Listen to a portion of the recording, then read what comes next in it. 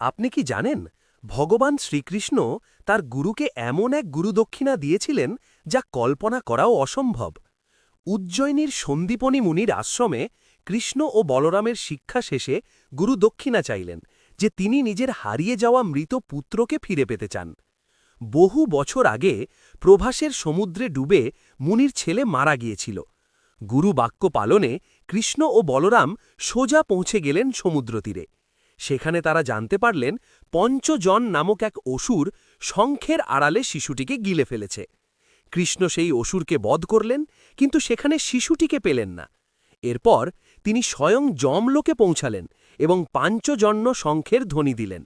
যমরাজ স্বয়ং এসে ভগবান শ্রীকৃষ্ণকে প্রণাম করলেন এবং গুরুর পুত্রকে তার হাতে তুলে দিলেন।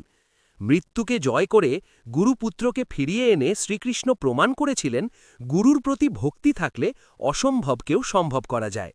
শ্রীকৃষ্ণের এই মহিমা আপনার কেমন লাগলো কমেন্টে জানান এবং ভিডিওটি শেয়ার করুন।